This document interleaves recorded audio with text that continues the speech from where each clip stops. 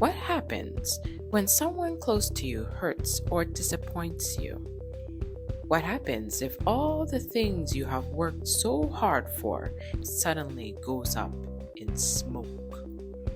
This hidden author dives into an ancient yet powerful philosophy on overcoming life's adversities. Guess that author, your host, Lady Poetic Dove.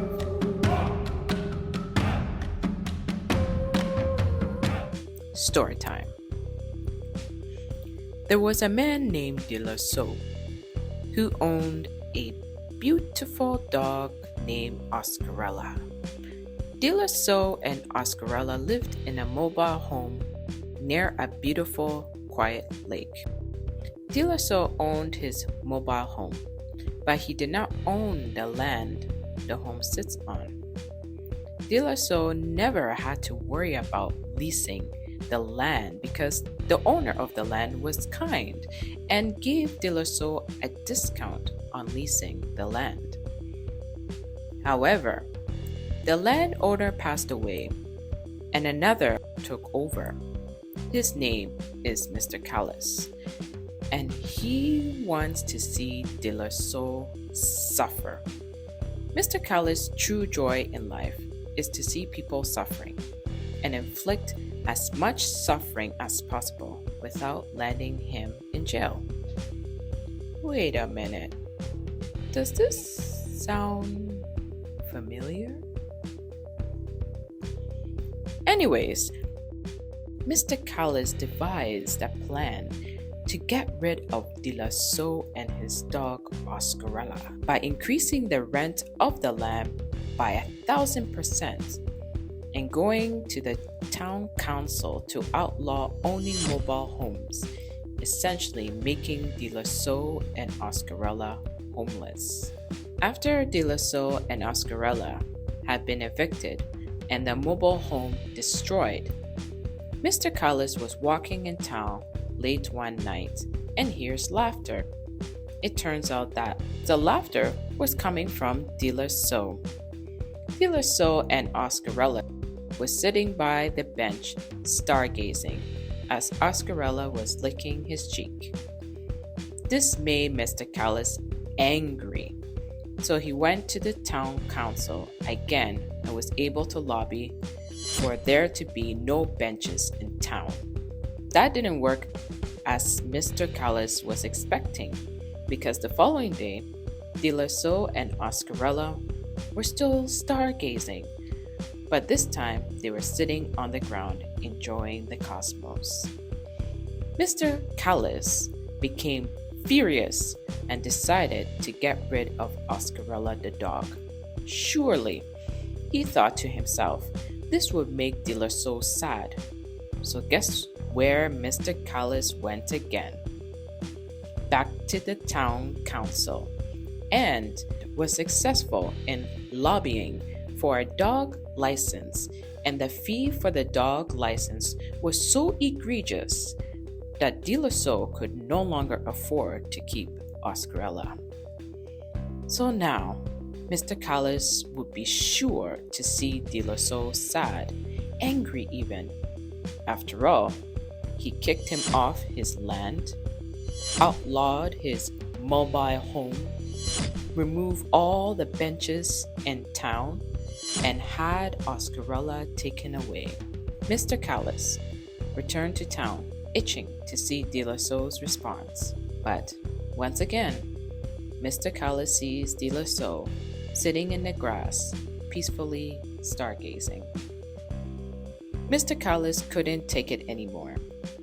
He needed to know why De La Soul was not angry after everything he had done to him. When he asked De La Soul, he said that the things that are not in his control, he does not worry about it. He can only focus on things that are in his control. He also told Mr. Callus that he was grateful for what life brings his way, the good, the bad, and the ugly. Mr. Callis was still confused. He pressed on to say that despite everything he had done, he was still grateful. De La Salle told Mr. Callis that all the things he had mentioned, they were just returned. He was only a steward, taking care of everything he had to the best of his knowledge. After all, De La Salle tells Mr. Callis, if Mr. Callis believes he will be able to take all the things he has acquired in life to the grave, then Mr. Callis should be the one to feel sorry for himself and not De La Salle. Mr. Callis realized he could never make De La Salle angry because De La Salle simply chooses not to be. Feeling defeated, Mr. Callis helps restore everything he managed to take away from De La Salle, including Oscarella, and they lived peacefully ever after. The end. Why did I decide to tell you about the tale of De La Salle and Oscarella? It is to highlight a few things that the hidden author explains in his or her book. When De La Salle told Mr. Callis that he doesn't worry about things he cannot control, De La Salle was referring to a term called dichotomy of control. It is part of a philosophy that focuses on things we can control, such as your thoughts and actions, and things that we cannot control, which are other people's opinions, external events, and outcomes. Another interesting thing De La Salle told Mr. Callis when he says it was returned, regarding all the things Mr. Callis took away from him. In this philosophy, our hidden author explains the principle of non-attachment, or lent by nature. It is the idea that we should view everything, family, possessions, and even life itself, as temporary gifts or loans. When these things are taken back, we are to remind ourselves it was not mine, but returned to where it came from. And lastly, the term amor fati, the Latin term for love of fate. It is the concept of loving your life exactly as it is. It's about seeing everything, even setbacks, as part of the bigger picture in life and making the best of it. I want to focus on the term amor fati. There is a real life example of a person who put amor fati into practice, whether he was aware of the term or not. His name is John Walsh. On July 27, 1981, John Walsh's son, Adam, who was only 6 years old, was abducted from a Sears department store. Sadly, 2 weeks later, only a portion of his son's body was found. As devastating and debilitating this experience was for John and his wife Reve, they took this horrific experience to help the U.S. Congress to establish the National Center for Missing and Exploited Children. In addition, John Walsh hosted a show called America's Most Wanted, where they featured reenactments of dangerous fugitives, as well as a toll-free hotline number where viewers could give information of fugitives' whereabouts. And as of 2021, America Most Wanted assisted in the capturing of 1,187 fugitives due to viewers calling and providing information. Now, again, did this author talk about John Walsh in his or her book?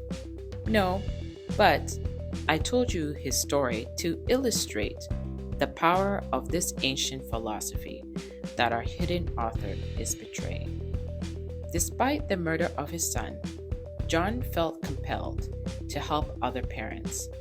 He and his wife was quoted by saying, "We wanted to make sure of one thing, that Adam didn't die in vain." Are you able to decipher who this author might be? Introducing Matthew Van Notta, author of The Beginner's Guide to Stoicism, Tools for Emotional Resilience and Positivity. So I will leave you with two quotes from two famous philosophers in Stoicism. First one is, "Things that are very hard to bear are sweet to remember," by Seneca. And, "Waste no more time arguing what a good man should be one," Marcus Aurelius.